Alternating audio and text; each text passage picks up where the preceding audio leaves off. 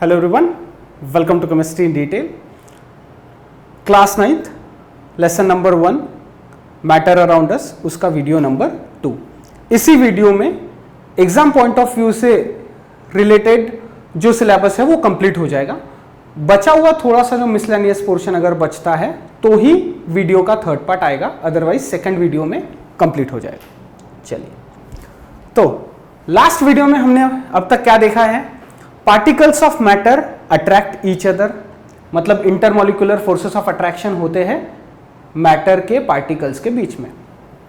Particles of matter have space between them. अब gases के particles दूर दूर रहते हैं तो उनके बीच में खाली जगह ज्यादा है, एम्प्टी स्पेसेस ज्यादा है। लिक्विड में भी खाली जगह है, गैसेस के कंपैरिजन में लिक्विड्स में खाली जगह कम है लेकिन है।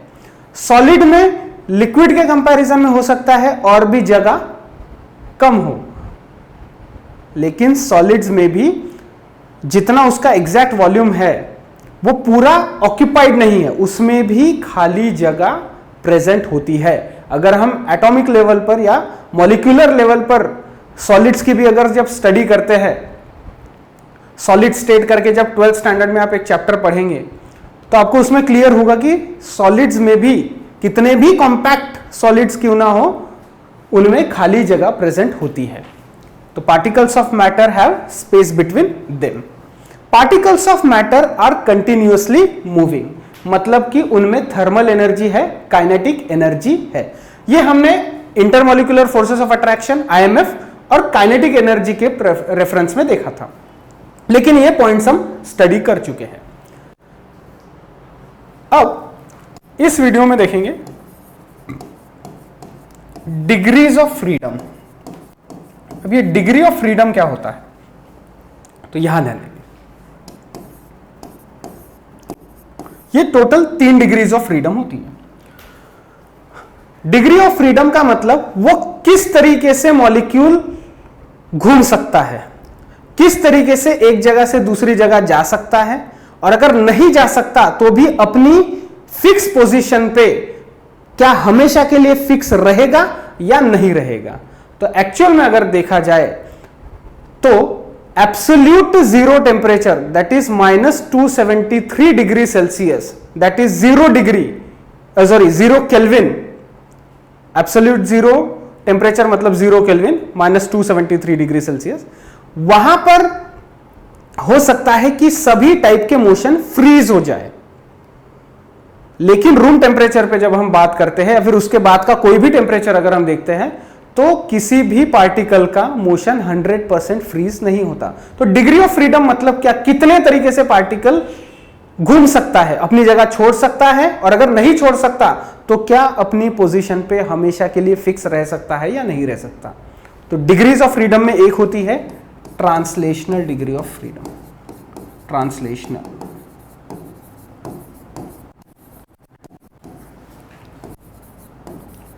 अब ये ट्रांसलेशनल डिग्री ऑफ फ्रीडम क्या है देखिए। मान लीजिए एक बॉक्स है, उस बॉक्स में एक पार्टिकल है, गैस का पार्टिकल, तो यहां टकराएगा, यहां से यहां जा सकता है, किसी भी जिगजैग पैटर्न में, कहीं भी किसी भी पैटर्न में ऐसे घूम सकता है। यहां पर तो एक लाइन में जा रहा है क्या? नहीं, उसका 3 डायमेंशनल मोशन है, सीधा भी जा सकता है, पीछे भी आ सकता है, लेफ्ट साइड में भी जा सकता है, राइट साइड में भी जा सकता है, ऊपर भी जा सकता है, नीचे भी जा सकता है, कहीं पर भी रैंडमली घूम सकता है। तो उस मोशन को बोला जाता है ट्रांसलेशनल मोशन या translational degree of freedom.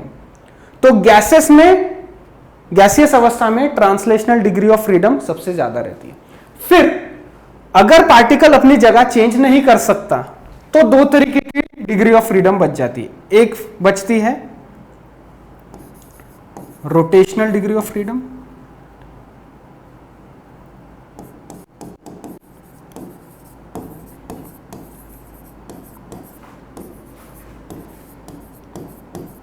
Rotational degree of freedom. अब नाम में ही मतलब छुपा हुआ है, रोटेशनल मतलब अगर मॉलिक्यूल की जगह फिक्स है, इस मॉलिक्यूल की पेन की जगह अगर फिक्स है तो इसको बस आप गोल गोल घुमाओ उसी की मीन पोजीशन पर ऐसे, या फिर अगर आड़ा रखा हुआ है तो यहां के यहां अगर गोल घूम रहा है एक पॉइंट पर, ऐसे अगर गोल गोल घूम रहा है तो ये कौन सा हो गया? Rotational degree of freedom. एक मोशन ऐसा यहां वहां घूमने वाला, दूसरा फिक्स पोजीशन पर अगर है और तो रोटेशनल मोशन भी शो कर सकता है, राइट? ऐसा गोल गोल घूम सकता है, एक ही एक्सिस पे अपनी मीन पोजीशन फिक्स पर उसी पे गोल गोल घूम रहा है, रोटेशनल डिग्री ऑफ फ्रीडम। तो गैसेस में दोनों भी डिग्री ऑफ फ्रीडम रहते हैं। कौन से? यहां वहां translational degree of freedom plus यहां वहां घूमते समय वो रोटेशनल डिग्री ऑफ फ्रीडम भी दिखाएगा। और तीसरा रहता है vibrational degree.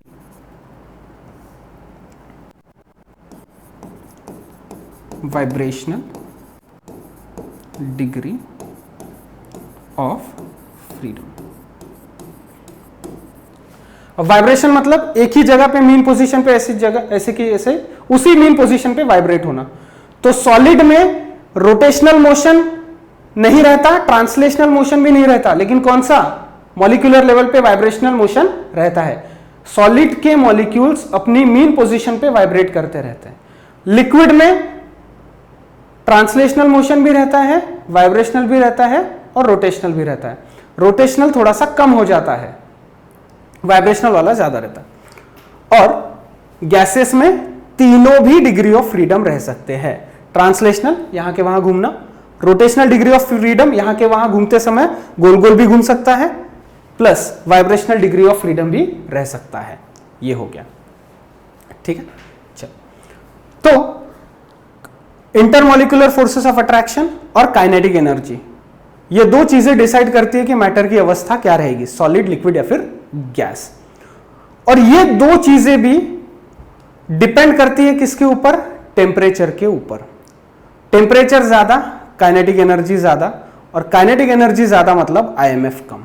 On the other hand, temperature कम मतलब काइनेटिक एनर्जी कम, काइनेटिक एनर्जी कम मतलब automatically intermolecular forces of attraction ज्यादा।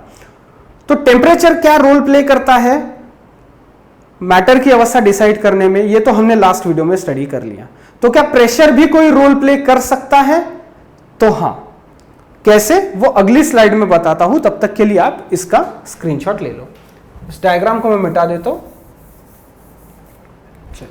इसको सेव करो पहले।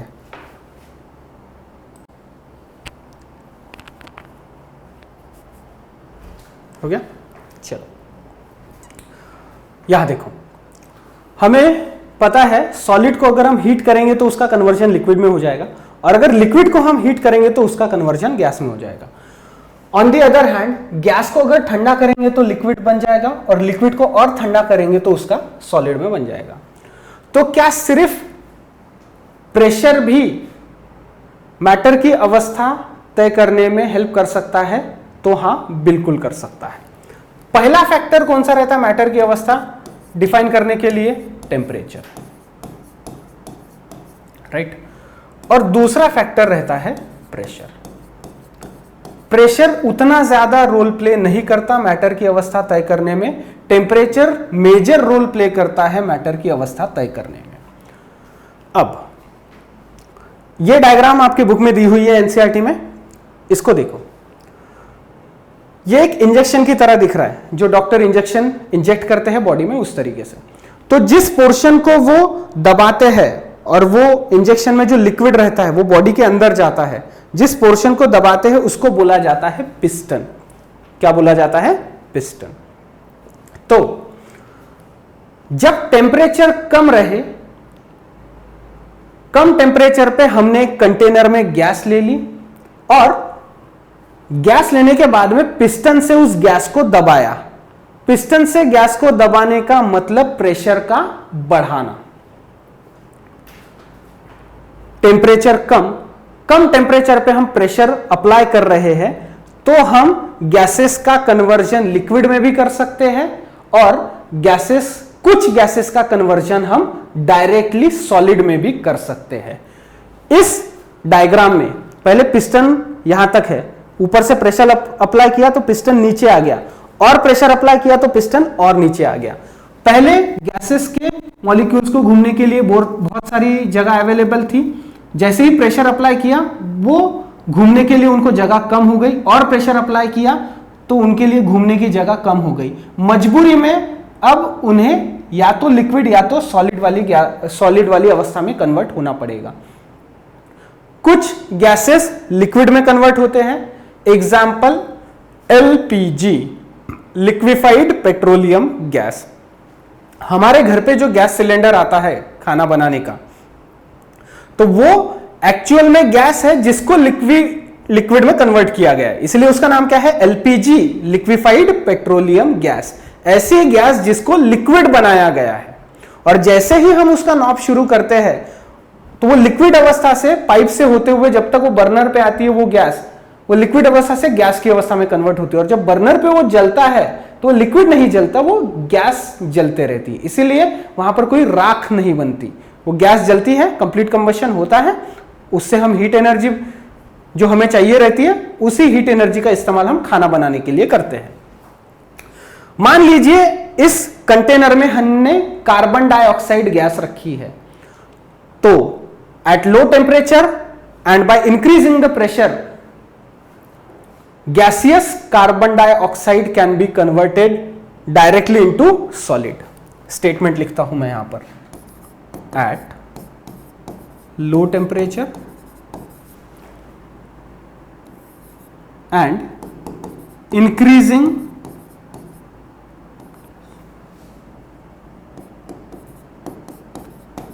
and increase in the pressure, pressure कौन सा, एक्सटर्नल प्रेशर, बाहरी दबाव,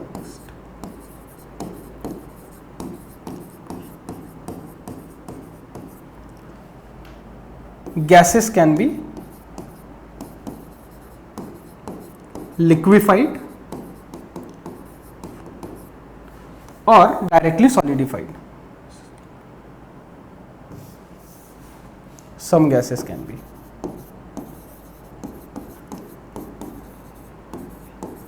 solidified.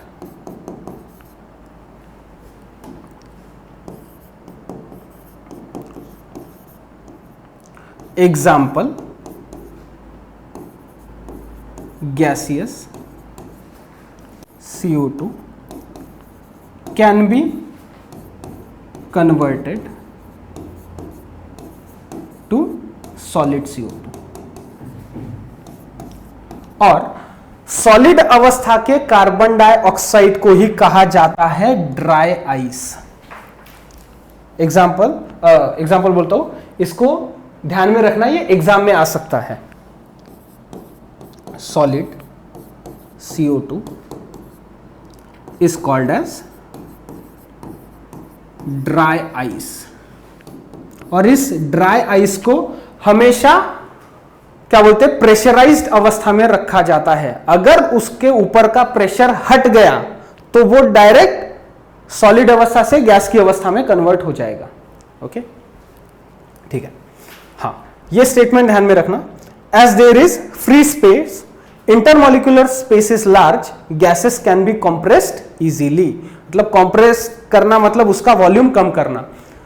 मान लीजिए जिस रूम में अभी आप बैठे हैं उसकी कितनी साइड्स है, 6 साइड्स है। जैसे मेरे पीठ पीछे की साइड एक साइड, मेरे सामने की साइड दूसरी साइड, लेफ्ट साइड तीसरी साइड, राइट साइड चौथी साइड, जिस पर मैं चल रहा हूं, जिस पर टाइल्स बिछी हुई है वो हो गई 5वीं साइड, और ऊपर जो छत है वो हो गई 6वीं साइड। तो 6वीं साइड हो गई पिस्टन। मान लो 6वीं साइड अपनी जगह ऊपर नीचे कर सकती है, तो जितनी गैस उस रूम में अवेलेबल है, अगर ऊपर की छत हम नीचे लेकर आए, वो पिस्टन को नीचे लेकर आए और घुटने से नीचे तक लेकर चले जाएंगे, तो जितनी गैस पहले इतनी ढेर सारी जगह में घूम सकती थी, अब वो सिर्फ उतनी सी जगह पे घूम सकती है। तो मजबूरी में या तो वो लिक्विड बन जाएगी या फिर वो सॉलिड भी बन जाएगी। वो डिपेंड करता है गैस का नेचर कैसा है। अब कौन सी गैस कब लिक्विड बन सकती है, कब सॉलिड बन सकती है, ये हम डिस्कस करेंगे गैसियस स्टेट में, class 11th states of matter में। जब गैस की अवस्था स्टडी करते हैं, गैसियस लॉ स्टडी करते हैं, क्रिटिकल टेम्परेचर, क्रिटिकल वॉल्यूम जब स्टडी करते हैं तब आपको क्लियर हो जाएगा। उसका वीडियो ऑलरेडी मैंने अपलोड करके रखा हुआ है। चलिए इसको सेव करो।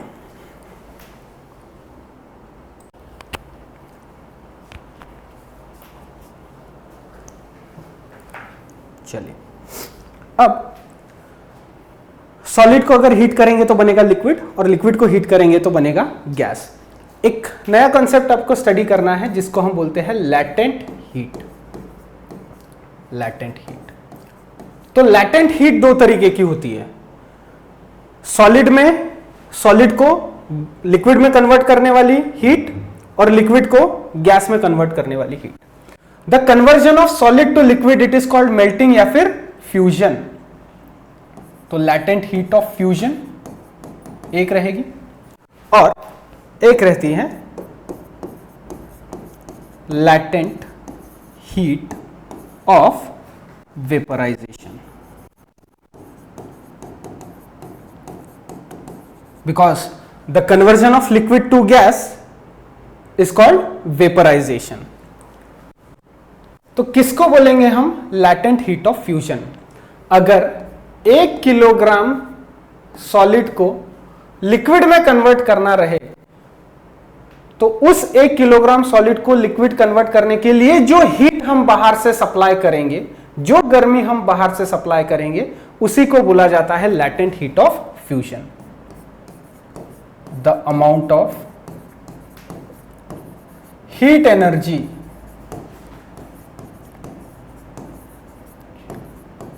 required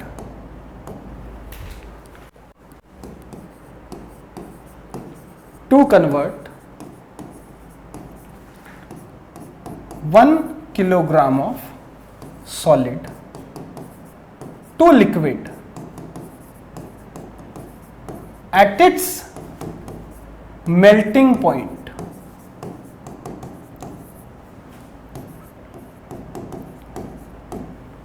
the amount of heat energy required to convert 1 kilogram of solid to liquid at its melting point is called latent heat of fusion.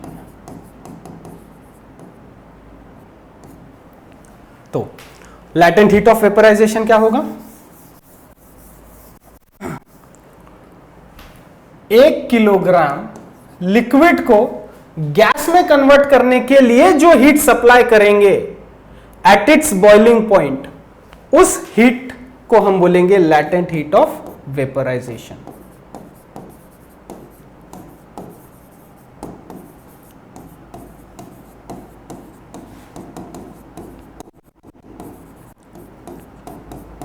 The amount of heat energy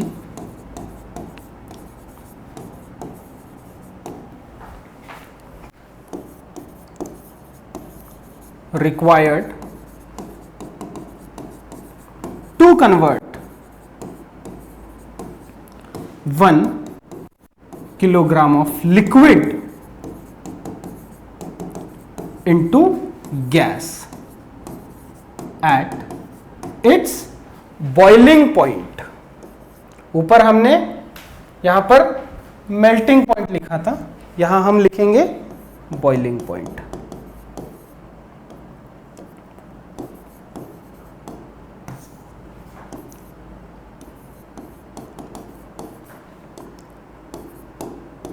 is called as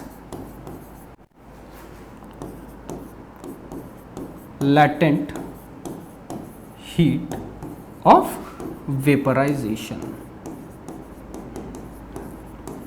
अब हम आ गए vaporisation और evaporation वाले difference वाले point पर।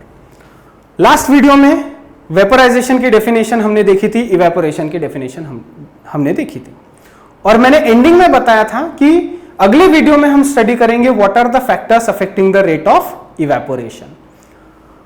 Liquid का conversion gas में अगर बॉइलिंग पॉइंट पे होता है तो हम उस प्रोसेस को बोलते हैं वेपराइजेशन, लेकिन लिक्विड का कन्वर्जन गैस में अगर होता है बॉइलिंग पॉइंट के पहले तो प्रोसेस का नाम इवेपोरेशन। यह मैंने लास्ट वीडियो में भी बताया था। वाटर का बॉइलिंग पॉइंट कितना है? 100 डिग्री सेल्सियस। 100 डिग्री सेल्सियस पे वाटर का कन्वर्जन होता है वाटर वेपर में, तो क्या 90 डिग्री वाले टेम्परेचर पे नहीं होगा क्या?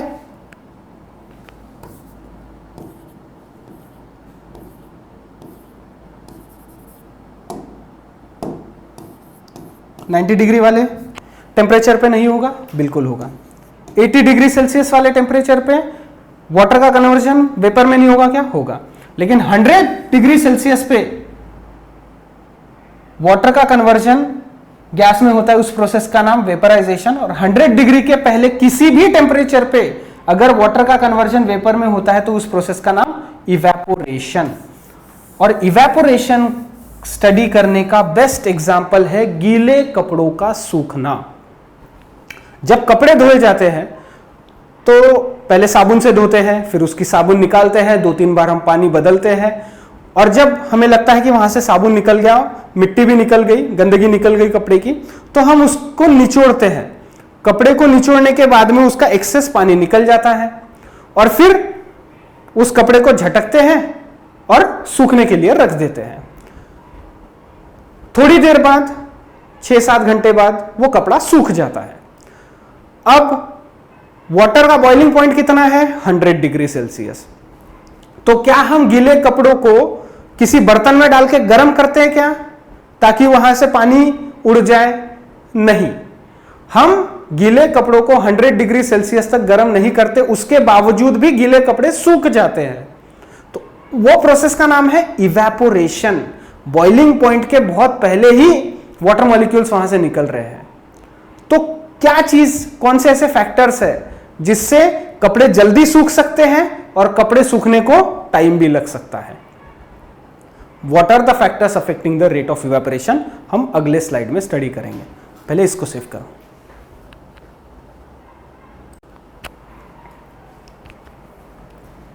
हो गया? चलो, what are the factors affecting the rate of evaporation? तो 4 फैक्टर्स होते हैं। पहला है टेम्परेचर, दूसरा है विंड, तीसरा है सरफेस एरिया और चौथा है ह्यूमिडिटी। तो पहले टेम्परेचर देखते हैं। यहां देखिए, विंटर सीजन में और समर सीजन में कहां पर टेम्परेचर ज्यादा रहता है? सबको पता है समर सीजन में टेम्परेचर ज्यादा रहता है। तो कपड़े कौन से सीजन में जल्दी सूखते हैं? गीले कपड़े कौन से सीजन में जल्दी सूखेंगे? विंटर सीजन में, समर सीजन में? तो समर सीजन में। टेम्परेचर ज्यादा, इवेपोरेशन ज्यादा। More is the temperature of surrounding, more is the temperature of surrounding, faster will be the process of evaporation। या फिर प्रोसेस की जगह आप रेट भी लिख सकते हैं। रेट का मतलब होता है speed. Faster will be the rate of evaporation. Temperature ज्यादा, इवेपोरेशन ज्यादा। दूसरा फैक्टर है विंड, जो हवा बहती है वो। जितनी ज्यादा हवा बहेगी उतनी ज्यादा जल्दी कपड़े सूखेंगे। आपने देखा होगा बारिश के सीजन में बाहर कपड़े जल्दी नहीं सूखते, तो बहुत लोग क्या करते हैं, पंखों के नीचे कपड़े सुखाते हैं। मेरे घर में तो वैसे ही होता था। एक रूम में रस्सियां लगा देते थे, पंखा शुरू कर देते और वहां पर कपड़े, गीले कपड़े सूखने रख देते थे। रात भर में थोड़े ज्यादा जल्दी कपड़े सूखते थे। तो मान लीजिए एक कंटेनर है, कंटेनर में पानी के मॉलिक्यूल्स हैं, तो पानी के मॉलिक्यूल्स यहां नीचे भी डूबे हुए हैं, ओके, और पानी के मॉलिक्यूल्स यहां सरफेस पर भी हैं। तो वो पानी का मॉलिक्यूल जो पानी के अंदर ही डूबा हुआ है उसे कहा जाता है बल्क मॉलिक्यूल। पानी का मॉलिक्यूल जो पानी के अंदर ही डूबा हुआ है उसे बोलेंगे बल्क मॉलिक्यूल। और पानी का मॉलिक्यूल जो ऊपर हवा के कांटेक्ट में है उसे बोलेंगे सरफेस मॉलिक्यूल।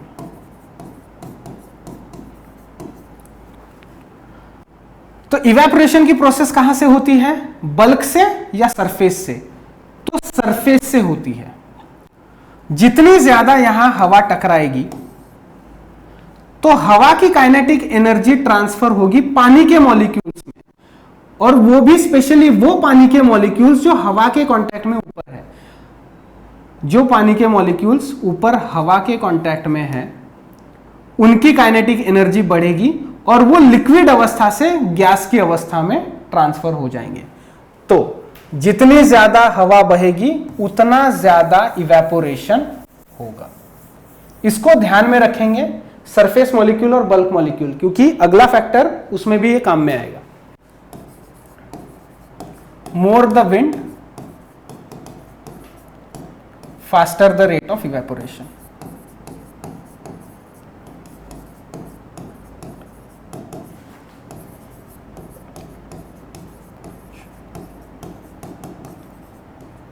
ओके, ठीक है। तीसरा फैक्टर है सरफेस एरिया। अब ये सरफेस एरिया क्या होता है, देखिए जैसे मैंने आपको बताया, पानी के मॉलिक्यूल्स यहां नीचे डूबे हुए और पानी के मॉलिक्यूल्स यहां सरफेस पर भी है। तो ये एक बर्तन है, यहां पर इतना पानी है, और एक ऐसा बर्तन है जिसमें उतना ही पानी है। जितना पानी इस बर्तन में है उतना ही पानी मान लीजिए इस बर्तन में भी है। तो कौन से बर्तन के पानी का सरफेस एरिया ज्यादा है? तो ये वाले बर्तन का जो पानी है उसका सरफेस एरिया ज्यादा है। यहां पर पानी के कम मॉलिक्यूल्स हवा के कांटेक्ट में हैं, यहां पर पानी के मॉलिक्यूल्स ज्यादा, पानी के मॉलिक्यूल्स हवा के कांटेक्ट में है। तो यहां पर ज्यादा से ज्यादा हवा बहेगी, तो ज्यादा से ज्यादा हवा पानी के मॉलिक्यूल्स को टकराएगी। हवा की काइनेटिक एनर्जी सरफेस के पानी के मॉलिक्यूल्स में ट्रांसफर होगी, इनकी काइनेटिक एनर्जी बढ़ेगी, तो ये लिक्विड अवस्था से गैस की अवस्था में चले जाएंगे। तो what is surface area? The area which is exposed to atmosphere is called surface area, या फिर area available for the process of adsorption. Adsorption, absorb नहीं, एडजॉर्ब लिखा है। The area available for the process of adsorption it is called as surface area. समझाता हूं।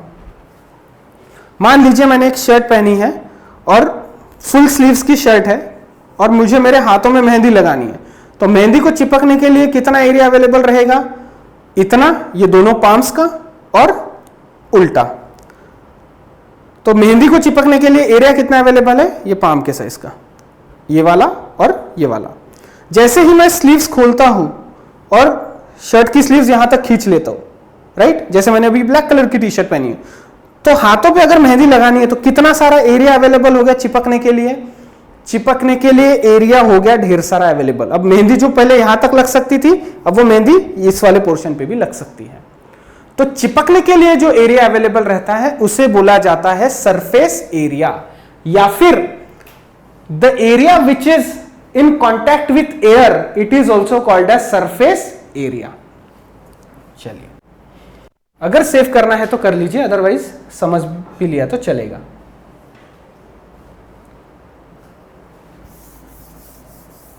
इसका एक और एग्जांपल देखिए। एक ग्लास पानी लीजिए, उसको वैसा ही रखिए, फिर एक और ग्लास पानी लीजिए और उसको जमीन पे डाल दीजिए। 24 घंटे बाद अगर आप आकर देखेंगे तो कौन सा पानी ज्यादा इवेपोरेट हुआ दिखेगा आपको? जो जमीन पे गिरा हुआ पानी रहेगा वो, क्योंकि वॉल्यूम तो सेम था। एक गिलास पानी में, एक गिलास में जितना पानी आता है उतना ही पानी हमने जमीन पे डाला था, तो जो जमीन पे गिरा हुआ पानी रहेगा वो ज्यादा हमें गायब दिखेगा, मतलब इवेपोरेट हो जाएगा। ज्यादा एरिया उसका हवा के कांटेक्ट में था। The area which is exposed, मतलब जो हवा के लिए खुला है, exposed,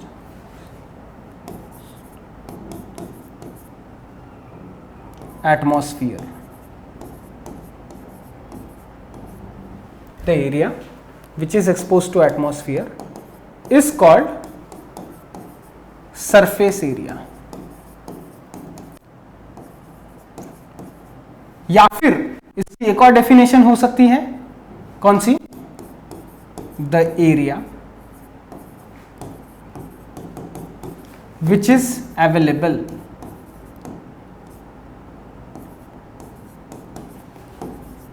for the process of adsorption. The area which is available for the process of adsorption is called surface area.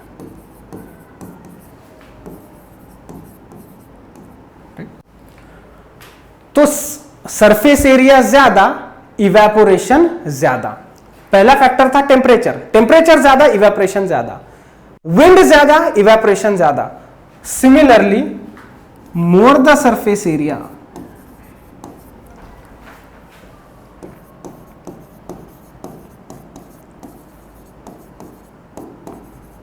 more the rate of evaporation.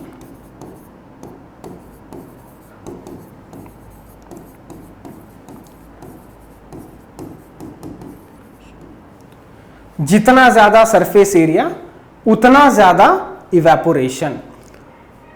जैसे गीले कपड़ों का सूखना, जब गीले कपड़े को निकाला जाता है साफ पानी से तो उसको निचोड़ा जाता है. तो निचोड़ते हैं तो एक्सेस वाटर नीचे गिर जाता है. फिर उसको वैसे ही रखते हैं क्या? नहीं, उसको झटकते हैं. झटकने के बाद फिर सूखने भेजते हैं. तो चीजों को फोल्ड करना मतलब सरफेस एरिया घटाना. जब टी शर्ट को फोल्ड किया गया था उसका सरफेस एरिया कम था. जब टी शर्ट को फोल्ड किया गया था टी शर्ट का कम एरिया हवा के कांटेक्ट में था तो सरफेस एरिया कम. लेकिन जब टी शर्ट को अनफोल्ड किया गया तब टी शर्ट का ज्यादा एरिया हवा के कांटेक्ट में था. सरफेस एरिया कम, इवेपोरेशन कम. सरफेस एरिया ज्यादा, इवेपोरेशन ज्यादा. उसी एग्जाम्पल को मान लीजिए, एक टी शर्ट को आपने रैंडम तरीके से फोल्ड कर दिया और उसका एक बॉल बना दिया, और उस टी शर्ट के बॉल को अगर आपने पेंट मारने की कोशिश की, ठीक है, पेंट मार दिया, फिर वो पेंट को सूखने दो और फिर उस टी शर्ट को ओपन करो, तो आप ये ऑब्जर्व करोगे कि पेंट तो रैंडम तरीके से फैल गया. लेकिन जब टी शर्ट को अनफोल्ड करके जब उस टी शर्ट को खोलेंगे और फिर पेंट करेंगे तो पेंट को चिपकने के लिए एरिया ज्यादा मिलेगा. इसीलिए मैंने दो डेफिनेशन लिखाई आपको सरफेस एरिया की. The area which is in contact with air is called surface area, or the area available for the process of adsorption, it is called surface area. More the surface area, faster the rate of evaporation. और चौथा factor है humidity. इसी sequence में आपको ध्यान में रखना है. यही चार फैक्टर है जो इवेपोरेशन की स्पीड को कम ज्यादा कर सकते हैं. Temperature, wind, surface area. पहले तीन फैक्टर ज्यादा, इवेपोरेशन ज्यादा. ह्यूमिडिटी ज्यादा, इवेपोरेशन कम. सबसे पहले ह्यूमिडिटी की definition, the amount of water vapour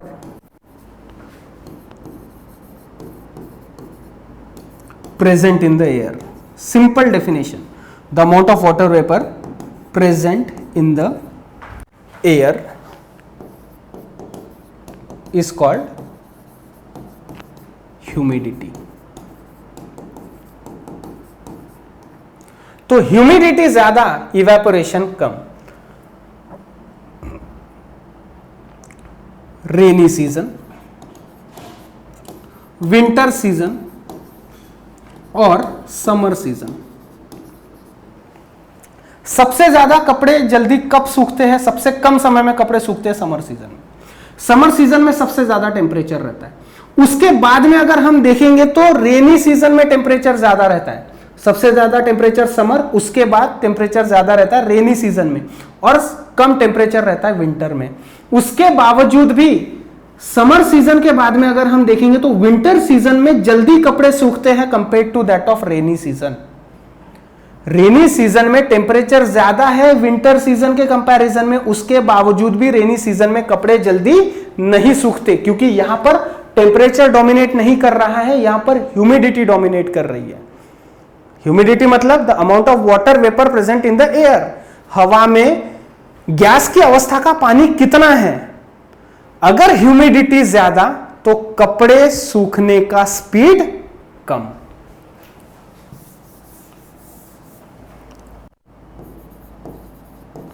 more the humidity,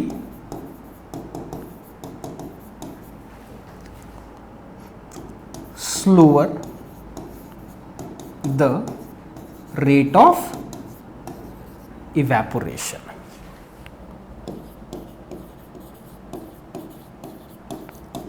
पहले 3 फैक्टर ज्यादा तो इवेपोरेशन ज्यादा, चौथा फैक्टर ज्यादा तो इवेपोरेशन कम।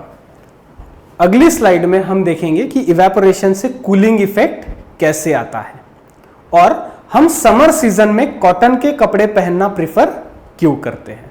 ओके, इस स्लाइड को सेव करो और बहुत ही इंपॉर्टेंट है। कर लिया सेव? चलो, अब मैंने आपको बताया कि इवेपोरेशन में सरफेस के वाटर मॉलिक्यूल्स या सरफेस के लिक्विड मॉलिक्यूल्स गैस की अवस्था में चले जाते हैं, राइट? लिक्विड का ही मॉलिक्यूल जो लिक्विड के अंदर डूबा है उसको हम बोलते हैं बल्क मॉलिक्यूल,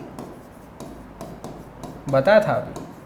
और लिक्विड का ही मॉलिक्यूल जो लिक्विड के ऊपर तैर रहा है और जो हवा के कांटेक्ट में है उसे हम बोलते हैं सरफेस मॉलिक्यूल।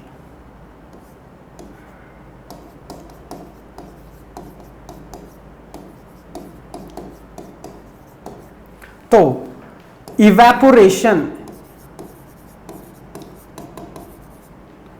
ये बल्क फिनोमिना है या सरफेस फिनोमिना है? Evaporation is a surface phenomena.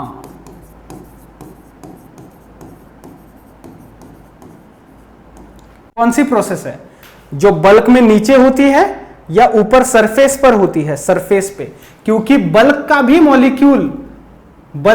Molecule अगर गैस की अवस्था में जाना चाहता है तो पहले वो सरफेस पर आएगा और फिर सरफेस से ही वो गैस में कन्वर्ट हो पाएगा।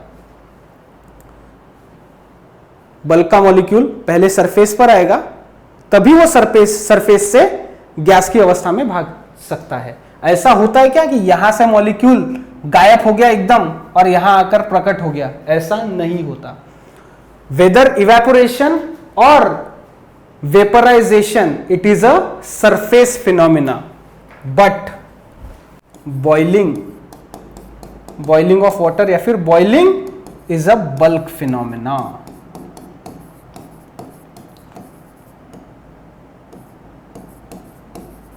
ये बहुत ही इंपॉर्टेंट, सिंपल है, बहुत इंपॉर्टेंट है। क्योंकि बॉइलिंग का मतलब क्या? लिक्विड का तापमान बढ़ाना। अब लिक्विड 50 डिग्री से अगर हम 70 डिग्री पे ला रहे हैं तो लिक्विड की काइनेटिक एनर्जी बढ़ रही है, तो काइनेटिक एनर्जी सरफेस के मॉलिक्यूल्स की भी बढ़ रही है और बल्क के मॉलिक्यूल्स की भी बढ़ रही है। हम नीचे से हीट सप्लाई करते हैं, पानी को अगर हमको गर्म करना है तो हम नीचे से गर्म करेंगे, तो नीचे से गर्म करेंगे तो जो मॉलिक्यूल्स नीचे है उनकी काइनेटिक एनर्जी पहले बढ़ती है, उन्हीं की काइनेटिक एनर्जी ऊपर वाले मॉलिक्यूल्स में ट्रांसफर होगी। तो boiling it is a bulk phenomena, evaporation it is a surface phenomena. Okay, ठीक है। अगर आपको इसको सेव करना है तो सेव कर लो, बाकी अगले पॉइंट्स। हाँ, इसमें एक और चीज ध्यान में रखना, 100 डिग्री सेल्सियस मतलब बॉइलिंग वाटर,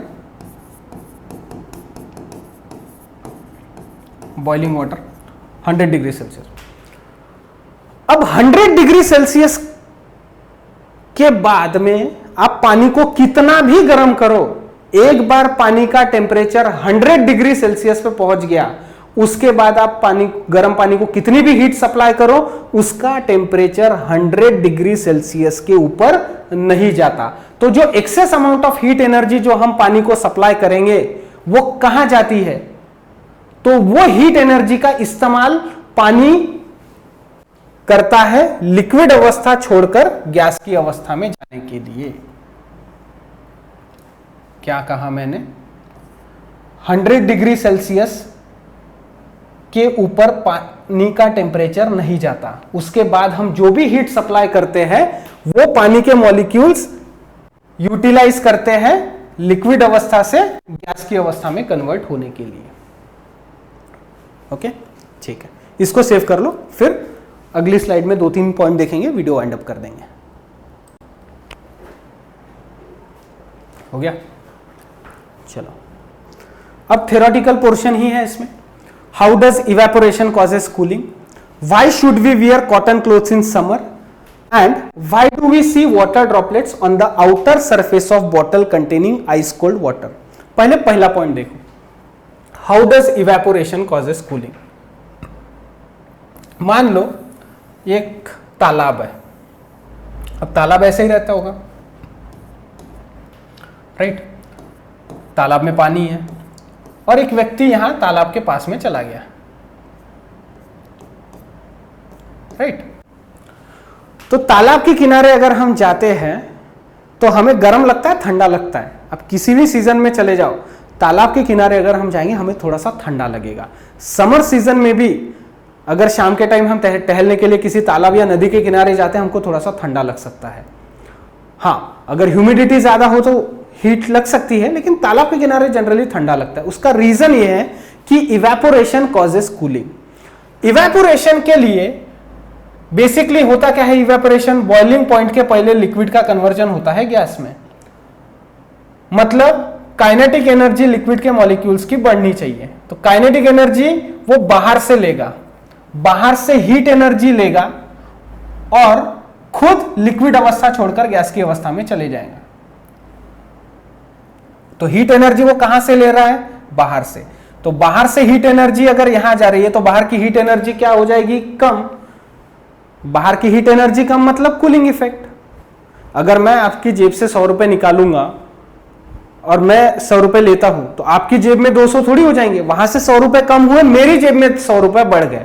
सिमिलरली बाहर से हीट एनर्जी यहां पर ट्रांसफर हो रही है, तो बाहर की हीट एनर्जी जहां पर यह व्यक्ति खड़ा है उसकी सराउंडिंग में हीट एनर्जी यहां पे जा रही है, यहां के मॉलिक्यूल्स अपनी काइनेटिक एनर्जी बढ़ा के इवेपोरेट हो रहे हैं।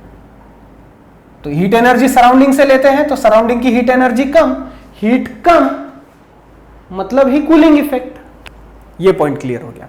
Why should we wear cotton clothes in summer, गर्मी के सीजन में हमें ज्यादा पसीना आता है, ज्यादा पसीना आता है तो कॉटन के कपड़े क्या करते हैं, उस पसीने को सोख लेते हैं। कॉटन के कपड़े पसीने को सोख लेते हैं और फिर वहां से वो जो पसीना मतलब जो वाटर मॉलिक्यूल्स है वो आसानी से सराउंडिंग में जा सकते हैं। अदरवाइज अगर कोई दूसरा मटेरियल का कपड़ा अगर हम पहनते हैं और पसीना अगर आता है तो वो कपड़ा गीला हो जाएगा, और वो कपड़ा गीला हो जाएगा तो हमें और इरिटेटिंग फील होगा। कॉटन के कपड़े पहनने से क्या होता है, वो पानी को एब्जॉर्ब कर लेता है, पसीने को एब्जॉर्ब कर लेता है और तुरंत ही इवेपोरेट के लिए सरफेस पर भी ला लेता है। Okay, that's why we should wear cotton clothes in summer. Why do we see water droplets on the outer surface of bottle containing ice cold water. क्या बोल रहा है यहां पर कि अगर हम फ्रिज में से ठंडी पानी की बोतल अगर निकालते हैं और उसे रख देते हैं टेबल पर, थोड़ी देर बाद हम देखते हैं कि वहां पे वो बोतल जो है बाहर से गीली हो जाती है। ठंडी बोतल जो फ्रिज से बाहर निकाली, थोड़ी देर बाद वो गीली हो जाती है। तो क्या बोतल को क्या पसीना आ रहा है क्या, नहीं। तो हवा में जो वाटर ड्रॉपलेट्स है, हवा में भी वाटर प्रेजेंट है वेपर के फॉर्म में, तो वो जो वाटर ड्रॉपलेट्स जब पानी को टकराते हैं, उस पानी की बोतल को टकराते हैं, अब बोतल क्या है, ठंडी, मतलब उसकी काइनेटिक एनर्जी क्या है, थर्मल एनर्जी क्या है, कम। तो जैसे ही ये मॉलिक्यूल्स उस बोतल से टकराते हैं तो इनकी खुद की काइनेटिक एनर्जी कम हो जाती है। तो काइनेटिक एनर्जी कम हो जाती है तो वहां पे इंटरमॉलिक्यूलर फोर्सेस ऑफ अट्रैक्शन बढ़ जाते हैं और ढेर सारे वाटर मॉलिक्यूल्स उस ठंडी बोतल पर आकर कंडेंस हो जाते हैं, because the conversion of gaseous state to liquid state process is called as condensation. तो उस ठंडी बोतल को पसीना नहीं आ रहा है, हवा में जो वाटर ड्रॉपलेट्स है वो वहां पर चिपक कर अपनी काइनेटिक एनर्जी लूज कर रहे हैं। काइनेटिक एनर्जी लूज करना मतलब ही इंटरमॉलिक्यूलर फोर्सेस ऑफ अट्रैक्शन बढ़ाना, और रूम टेम्परेचर पे वाटर रहता है लिक्विड अवस्था में, तो वो वहां पर लिक्विड अवस्था में आ जाते हैं और हमें वो बोतल गीली दिखाई देती है। हाँ, प्लाज्मा स्टेट और बोस आइंस्टाइन कंडेंसेट स्टेट क्या होती है, ये हम अगले वीडियो में या फिर किसी और वीडियो में देखेंगे। प्लाज्मा स्टेट और बोस आइंस्टाइन कंडेंसेट स्टेट जो है, ये 9th स्टैंडर्ड में आपकी स्कूल की कोई भी एग्जाम रहे उसमें उससे रिलेटेड सिर्फ MCQ का क्वेश्चन आ सकता है, डिस्क्राइब करने के लिए नहीं बोलता। फिर भी हम इसके अगले वाले वीडियो में वही 2 स्टेट्स डिस्कस करेंगे और बहुत ही शॉर्ट वीडियो रहेगा। ओके, टेक्निकली अगर देखा जाए तो मैटर अराउंड अस चैप्टर यहाँ पर 100% कंप्लीट होता है। थोड़ा सा पोर्शन बचा है, लेकिन वो एग्जाम पॉइंट ऑफ व्यू से नहीं, लेकिन जो स्टूडेंट्स फाउंडेशन की तैयारी कर रहे हैं उनके काम में ज़रूर आएगा। तो जो फाउंडेशन की तैयारी कर रहे हैं वो मिलते हैं अगले वीडियो में। अदरवाइज यहाँ पर भी अगर आप अपनी स्टडी रोकते हैं इस चैप्टर से रिलेटेड तो चलेगा। ओके, वीडियो देखने के लिए थैंक यू वेरी मच। मिलते हैं अगले वीडियो में। सेव करो।